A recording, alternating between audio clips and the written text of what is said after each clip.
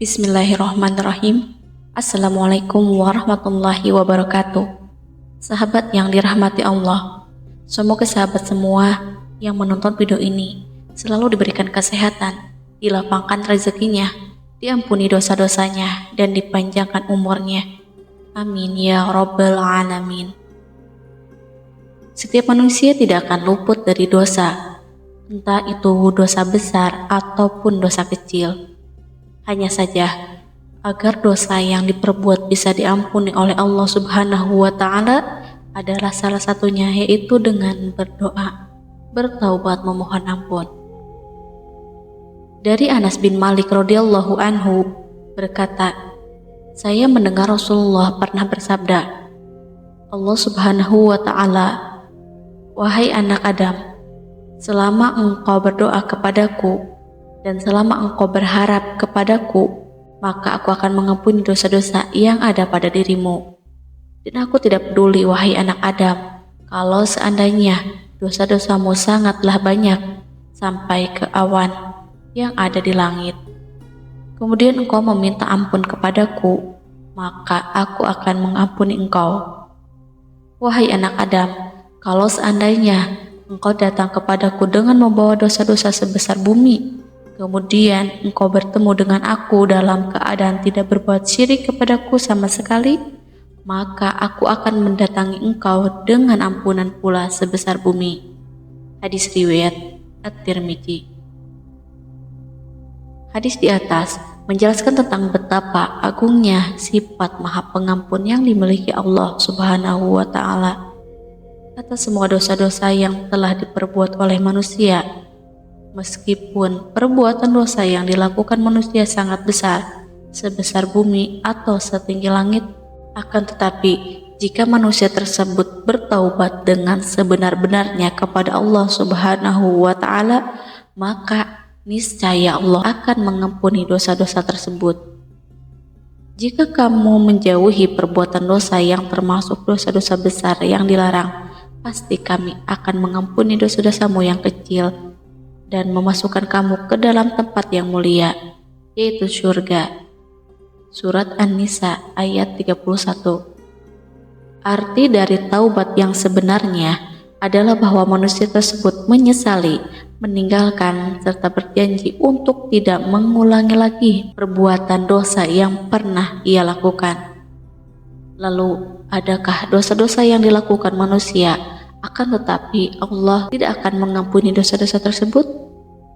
Sebelum lanjut, mohon tonton video ini sampai selesai agar tidak ada kesalahpahaman, serta mohon dukung channel ini dengan cara subscribe, like, serta komen. Terima kasih. Lalu adakah dosa-dosa yang dilakukan manusia akan tetapi Allah Subhanahu wa Ta'ala tidak akan mengampuni dosa-dosa tersebut? Jawabannya tentu ada. Yang pertama adalah dosa syirik. Syirik merupakan perbuatan yang menyekutukan Allah dengan sesuatu yang lain, misalnya dengan berhala maupun makhluk-makhluk ciptaannya.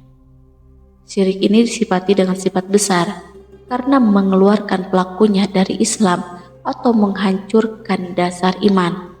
Orang yang melakukan dosa syirik disebut musyrik, dan akibat syirik besar bagi pelakunya adalah kekal selamanya di neraka dan menggugurkan seluruh amalan salih yang telah dilakukan.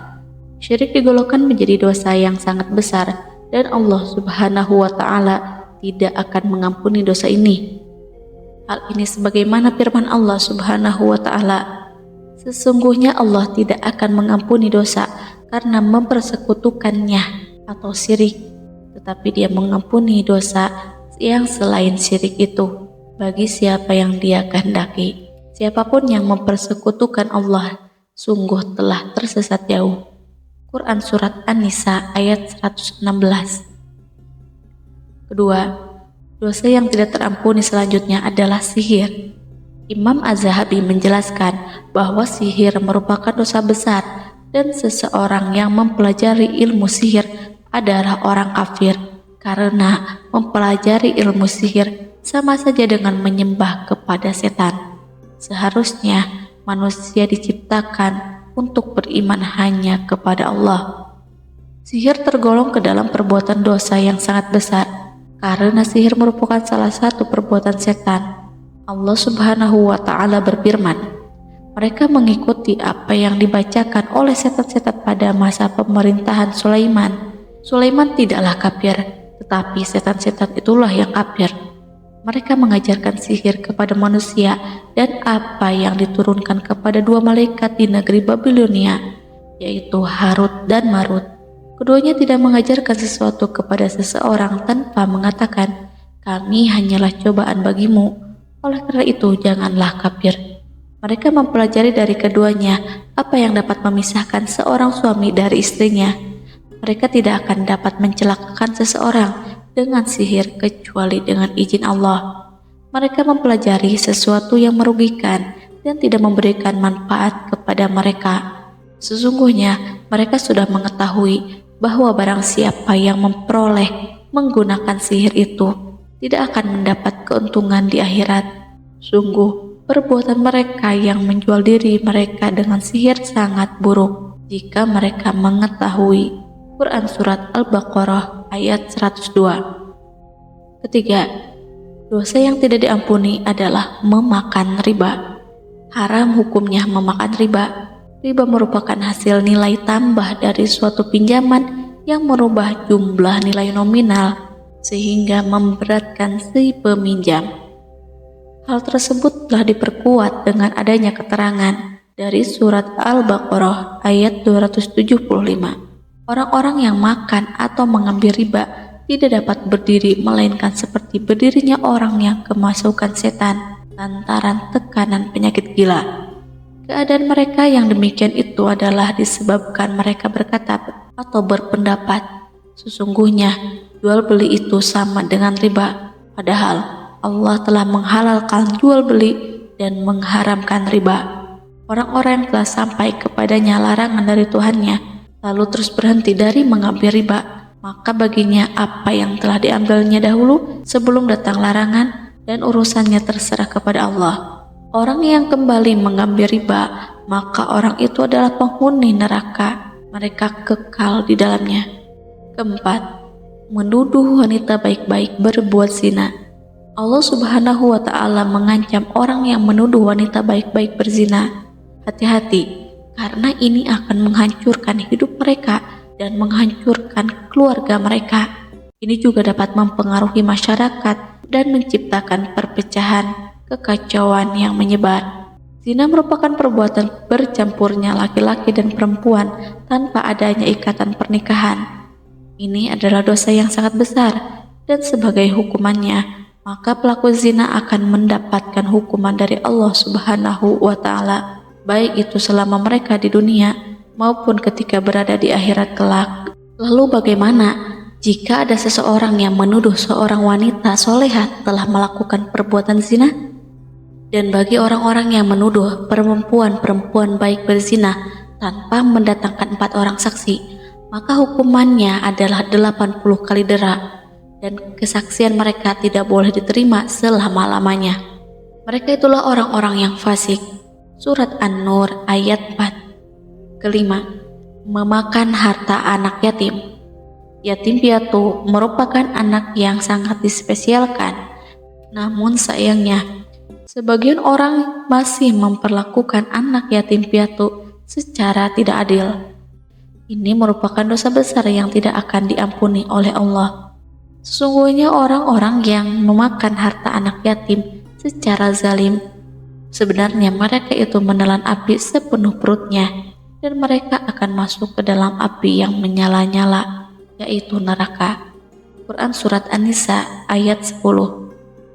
Keenam, meninggalkan perang. Meninggal dalam keadaan perang membela kebenaran dalam Islam dijanjikan sebuah surga baginya. Namun, sebaiknya bagi seseorang yang mundur dan meninggalkan perang dalam membela agama Islam, maka hukumnya haram. Hai orang-orang yang beriman, apabila kalian bertemu dengan orang-orang yang kafir yang sedang menyerang kalian, maka janganlah kalian membelakangi mereka atau mundur.